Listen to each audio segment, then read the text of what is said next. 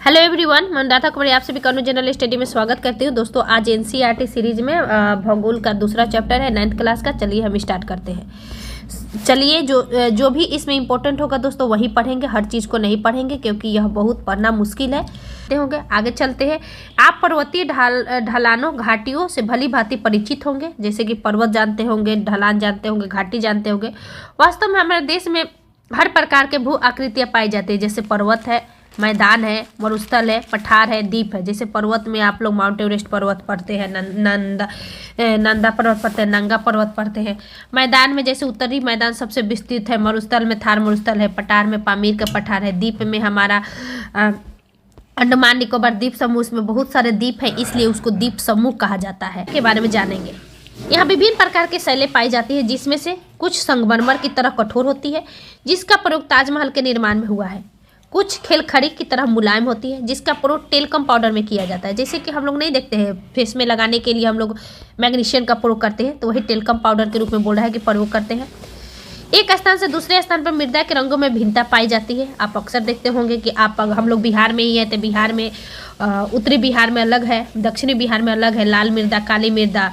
ठीक, या आप कभी इन विविधताओं के बारे में सोचा है? इनमें से अधिकार विविधताएं शैलों के निर्माण में भिन्नता के कारण होती है। ठीक है, भारत एक विशाल भूभाग है, इसका निर्माण विभिन्न भूगर्भीय कालों के दौरान हुआ है। एक काल में भारत का विस्तार नहीं हुआ है, हमेशा कुछ न कुछ परिवर्तन होते आया है, उच्चवाचों को प्रभावित किया है। भूगर्भिक निर्माणों के अतिरिक्त अन्य प्रक्रिया जैसे अपक्षय, अपर्दन, निक्षेपण के द्वारा वर्तमान उच्चवाचों का निर्माण तथा संशोधन हुआ है। ठीक है, भूशास्त्रियों के द्वारा, भूगर्भिक शास्त्रियों के द्वारा इनकी आकृति के निर्माण में व्याख्या की कोशिश की है।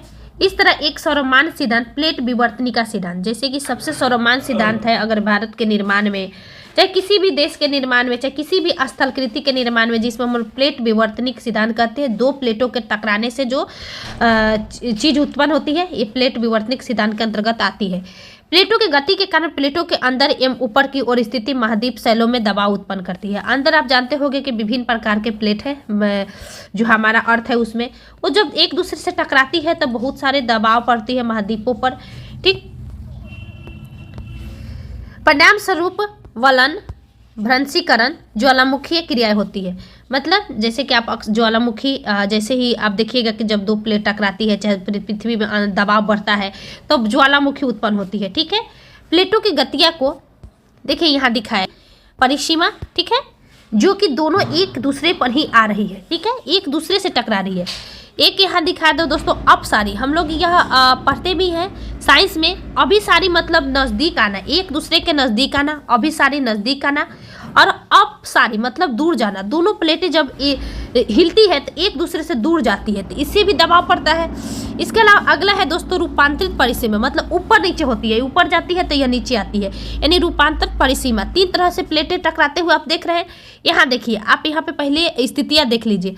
यहाँ पे हमें दोस्तों यूरेशियन प्लेट, ठीक है, यहाँ हमारे यूरेशियन प्लेट, क्योंकि जब ग्लोब में देखिएगा तो ग्लोब गोल है, तो अगर इधर यूरेशियन प्लेट है तो इधर भी होगा। ठीक है, तो ये हो गया हमारा यूरेशियन प्लेट, ये यूरेशियन प्लेट। उत्तर अमेरिकी प्लेट, ठीक है, दक्षिणी अमेरिकी प्लेट, अफ्रीकी प्लेट, इंडो ऑस्ट्रेलियन प्लेट और प्रशांत महासागरीय प्लेट। आप मुख्यतः कितना प्लेट देख रहे हैं? एक प्लेट देख रहे हैं। केवल अंटार्कटिका प्लेट 7, मतलब यह अलग में महासागर में स्थित है तो अन्य प्लेट है, अंटार्कटिका में है तो अन्य प्लेट है। तो जब कहा जाता है कि इंडो ऑस्ट्रेलियन प्लेट नीचे है और है यूरेशियन प्लेट ऊपर है।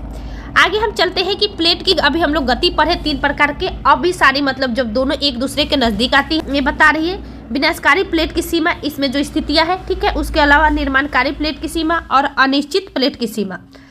किसका क्या आकार है? आप जब देखिएगा ये विनाशकारी प्लेट की सीमा, जो जैसे डॉटेड दिखाए गए विनाशकारी, यहाँ जो है ये जब प्लेट एक दूसरे से टकराती है तो विनाश का रूप लेती है। ठीक है, तो यह विनाशकारी प्लेट की सीमा है। जैसे कि आप यहाँ देखिए, यह अफ्रीकी दक्षिण अमेरिकी के पास है, यहाँ है। ये सब महासागर वाला जो मुख्यतः प्लेटें जब टकराती है ना तो विशालतम रूप लेती है, यहाँ भी दर्शाया गया है।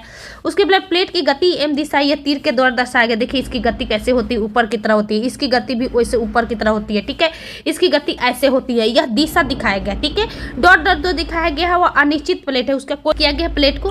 ठीक, एक दूसरे के करीब आती है तो अब अभिसारित परिसीमा का निर्माण करती है, ये हम देख लिए हैं, इस हम छोड़ देते हैं। आप लोगों को पढ़ना होगा तो वीडियो को पॉज कीजिएगा, इसमें कुछ नहीं है, प्लेट के बारे में बताया गया है, ठीक। ज्वालामुखी एवं भूकंप प्रभावी क्षेत्र प्लेट के किनारों पर स्थित होते हैं। जैसे आप देखिएगा कि हमारे इंडोनेशिया है, वहाँ पे बहुत ज़्यादा भूकंप आती है, तो वहाँ भूकंप आने का मुख्य कारण होती है वह एक तो महासागर से टचेज है दोनों तीनों तरफ से, मतलब महासागर के अंदर है, द्वीप है एक, और दूसरा है कि वहाँ पे जितने भी प्लेटें हैं बहुत टकराती रहती है, तो वहाँ बहुत ज्वालामुखी का निर्माण होती है, भूकंप भी आती है। जैसे कि आप भूकंप अक्सर जापान के क्षेत्र में बहुत विनाशकारी भूकंप देखते होंगे। सबसे पहचान भूभाग गोंडवाना, जो कि प्रायद्वीपीय भाग है, भारत का प्रायद्वीपीय भाग को गोंडवाना भाग कहते हैं, ठीक है। गोंडवाना भूभाग के विशाल क्षेत्र में भारत, ऑस्ट्रेलिया, दक्षिण अफ्रीका, दक्षिण अमेरिका, अंटार्कटिका के क्षेत्र शामिल है।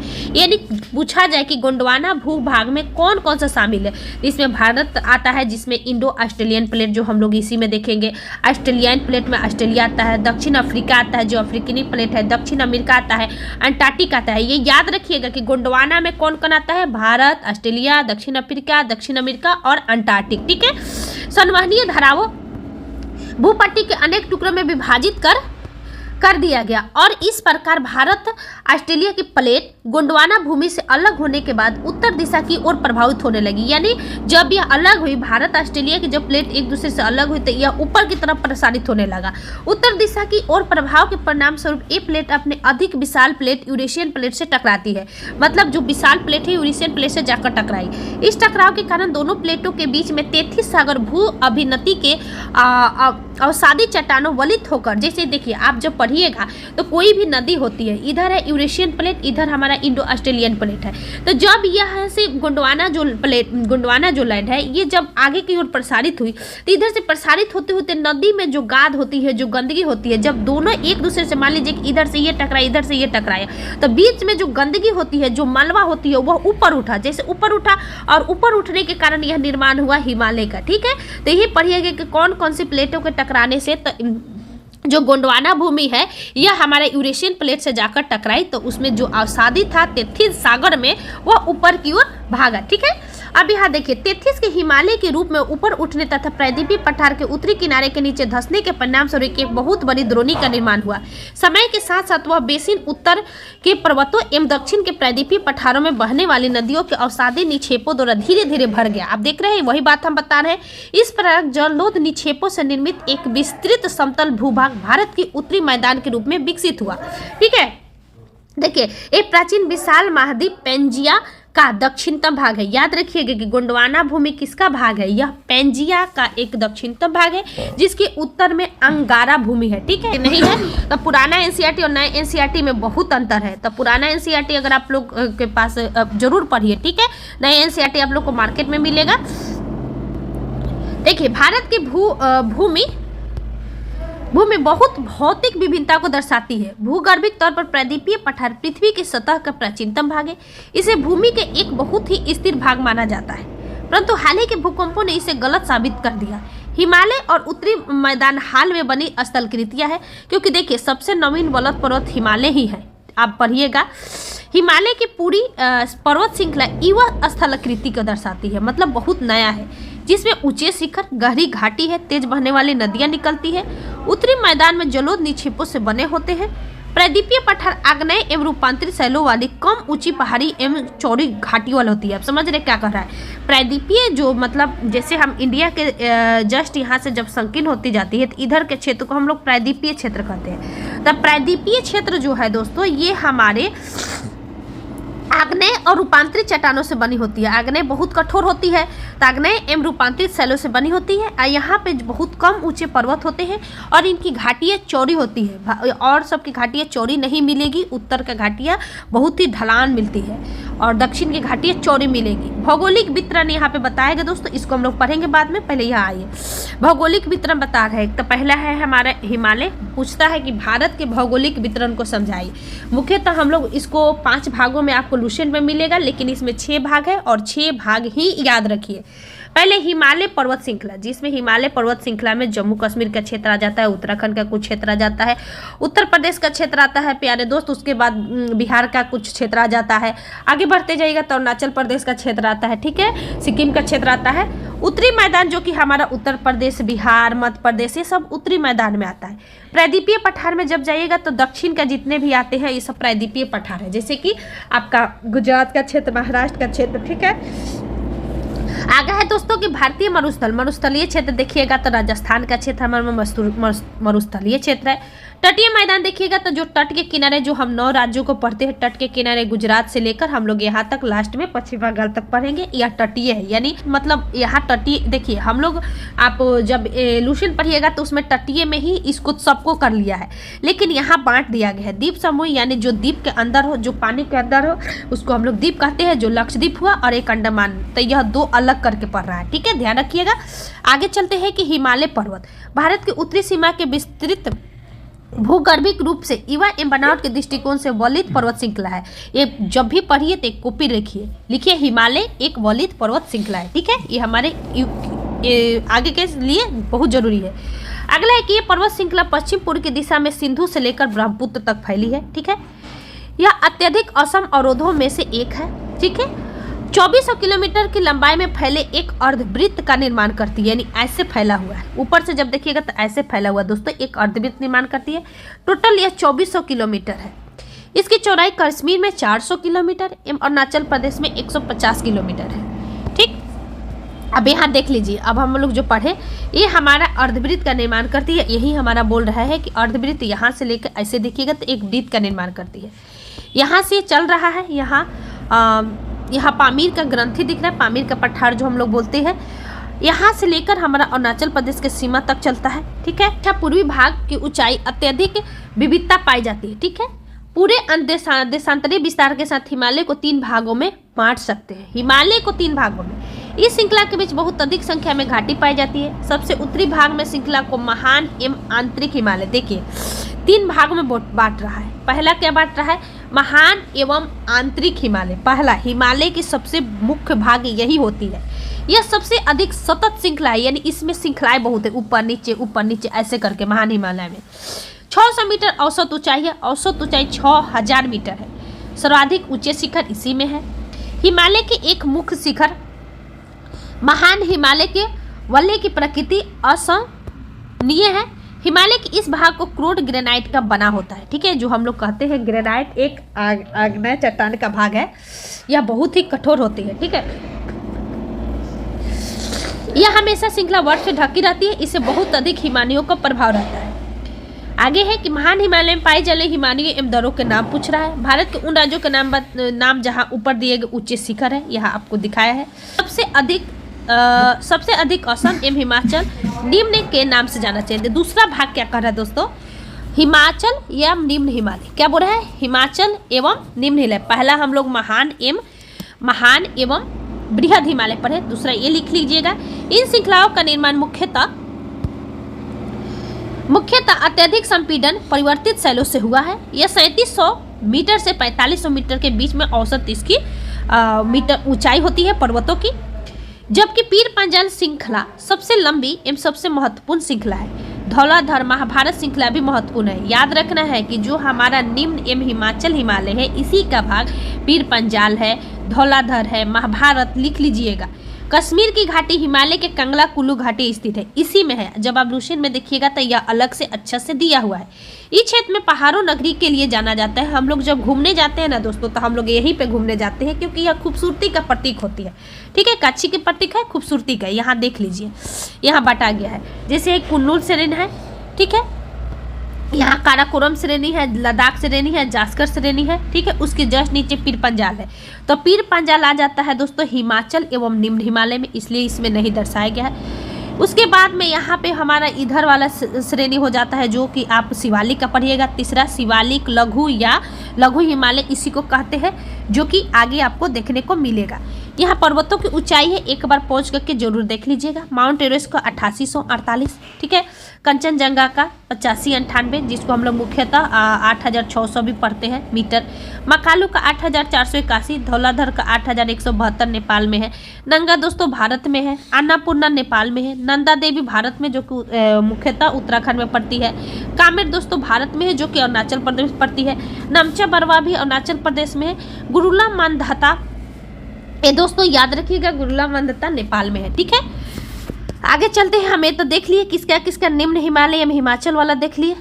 अब हम देखते हैं शिवालिक का। हिमालय के सबसे बाहरी श्रृंखला को शिवालिक कहा जाता है। एटलस में मसूरी, नैनीताल, रानीखेत के देखें और उन राज्यों के नाम लिखे। तो आप ये देखिएगा मसूरी, नैनीताल, रानीखेत ये मुख्यतः उत्तराखंड के क्षेत्र में पाया जाता है, जहाँ पे हम लोग घूमते हैं। अभी हमने बताया कि जो दूसरा है ना, वहीं पे लोग बहुत पर्यटन का क्षेत्र बनता है। इसकी चौड़ाई 10 से 50 किलोमीटर तथा ऊंचाई 900 से 1100 मीटर के बीच है। ये श्रृंखला उत्तर में स्थित हिमालय की श्रृंखलाओं से नदियों द्वारा लाई जाती है। असंपीड़ित अवसादों से बनी होती है। ये घाटों बजरी एवं जलोढ़ की मिट्टी की परत ढकी होती है। निम्न हिमालय एवं शिवालिक के बीच में स्थित लंबवत घाटी को दून के नाम से जाना जाता है। याद रखिएगा, निम्न हिमालय एवं जो शिवालिक का है वह दून के नाम से जाते हैं। कुछ प्रसिद्ध दून है जैसे कि देहरादून, कोटली दून, पाटली दून, लिख लीजिएगा। दून वाला देहरादून को पश्चिम से देखिए हिमालय को अभी हमने देखे कि ऐसे बांटा गया, जैसे जब टकराया और इधर से हमारा इंडो ऑस्ट्रेलियन प्लेट जो हम लोग का जिसमें हम लोग स्थित है, दोनों टकराए तो हिमालय का निर्माण किया। जब हिमालय का दोस्तों ऐसे निर्माण हो गया तो इसको हम लोग पढ़ते हैं बांटकर।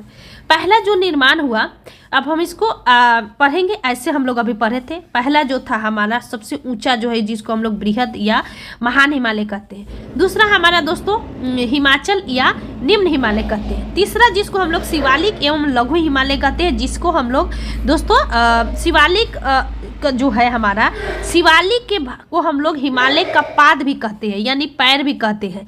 ये हो गया इस तरह 3 भागों में। अब हम लोग इसको समानांतर भागों में बांट कर पढ़ेंगे। जैसे कि मान लीजिए कि ये हमारा हिमालय है ऐसे, तो इसको हम लोग ऐसे ऐसे बांट के पढ़ेंगे। तो यह नदियों के आधार पर बांटा गया।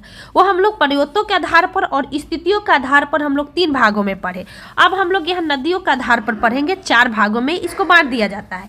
हिमालय के निर्माण के पहले भी एक हिमालय पहले से था, क्योंकि कोई चीज़ रहता है तभी वहाँ पे बड़ा चीज़ का निर्माण होता है, जिसको हम लोग कहते हैं ट्रांस हिमालय। क्या कहते हैं? यानी ट्रांस मतलब हटा दो, ट्रांस कर दो। तो हिमालय के पहले जो निर्माण हुआ वह ट्रांस हिमालय था। उसके बाद महान हिमालय आया, फिर उसके बाद निम्न हिमालय आया, तब शिवालिक। अब हम नदी आपको समझाते हैं। आशा करते हैं आप लोगों को अच्छा लग रहा होगा। दोस्तों अच्छा लगे तो प्लीज वीडियो को जरूर शेयर कीजिएगा। पश्चिम से ये हो गया पश्चिम, ये हो गया पूर्व। इसको ऐसे बांट के भाग पढ़ेंगे। आधार पर भी विभाजित किया गया है। इसका वर्गीकरण को नदी घाटियों के सीमाओं के आधार पर किया गया है, जिसमें सिंधु सतलज सिंधु के बीच हिमालय के भाग को पंजाब हिमालय, आप 4 पढ़िएगा। पंजाब हिमालय, जैसे कि हम यहाँ कर देते हैं आपको 4 भागों में। यहाँ पे हमारा सिंधु है और यहाँ पे मान लीजिए सतलज है, तो इस क्षेत्र को हम लोग पंजाब हिमालय कहते हैं। सिंधु, ठीक है, ये सतलज। फिर उसके बाद में आगे दोस्तों आएगा काली, क्रमशः कश्मीर हिमाचल हिमालय के नाम से जाना जाता है। सतलुज काली नदियों के बीच स्थित कुमायूं हिमालय, ठीक है, कुमायूं हिमालय। उसके बाद में नेपाल हिमालय एवं तीस्ता दिहांग नदियों असम हिमालय सीमांकन करती है। इसके कुछ क्षेत्रीय नाम पता कीजिए। पता करने के लिए बोल रहा है सिंधु से सतलज, सतलज से काली, इसको हम लोग कहते हैं कुमायूं। काली से दोस्तों तीस्ता, जिसको हम लोग कहते हैं हम लोग नेपाल हिमालय, क्या कहते हैं? नेपाल। तीस्ता से हम लोग देखेंगे दिहांग, जिसको हम लोग ब्रह्मपुत्र भी कहते हैं। दिहांग को ब्रह्मपुत्र भी कहा जाता है, जिसको हम लोग कहते हैं दोस्तों असम हिमालय। तो ये आपको लुसेंट में अलग करके दिया गया है। आगे देखिए, ब्रह्मपुत्र हिमालय की सबसे पूर्वी सीमा बनाती है। जब आप ब्रह्मपुत्र के देखिएगा तो सबसे पूर्वी सीमा है भारत का। दिहांग महाखंड, गाज मतलब महाखंड का मतलब कि जब ऊपर से कोई चीज झट से न गड्ढा में गिरती है ना, तो वहाँ गाद का निर्माण करती है, गड्ढा का निर्माण करती है। हिमालय दक्षिण की ओर एक तीखा मोड़ बनाते हुए भारत के पूर्वी सीमा के साथ फैला हुआ है। इन्हें पूर्वांचल पूर्वी पहाड़ियों तथा पर्वत श्रृंखलाओं के नाम से जाना जाता है, ठीक है। जो पूर्व में है उसको पूर्वांचल कहते हैं, ठीक है, चाहे पूर्वी सीमा की पहाड़ी कहते हैं। और एक उत्तर पूर्वी राज्यों से होकर गुजरती है तथा मजबूत बलुआ पत्थर अवसादी शैल है। ये घने जंगलों से ढकी हुई है। अधिकतर समानांतर श्रृंखला घाटियों से फैली हुई है। पूर्वांचल में पटकाई, नागा, मिजो पहाड़ियाँ शामिल है। जैसे कि आप देखिएगा कि जब ये हमारा अरुणाचल प्रदेश की सीमा है, तो इधर हमारा जो छोटे छोटे पर्वत है, जिसमें से पटकाई बूम है जो कि म्यांमार की सीमा पर है, नागा है, ठीक है, उसके बाद मिजो है, यहाँ पे मिजोरम में है, यहाँ पे है मणिपुर में, ठीक है। तो ये सब पर्वतों की श्रृंखलाएं बता रही है। दोस्तों अगला वीडियो में हम आपको, क्योंकि यह लंबा वीडियो हो जाएगा, अगला वीडियो में इस चैप्टर को हम खत्म करेंगे। आशा करते हैं आप लोग को अच्छा लगा होगा। प्लीज़ इसको लिखिए और 1 से 2 बार वीडियो को देखिए, आप लोग को क्लियर हो जाएगा। Thank you so much.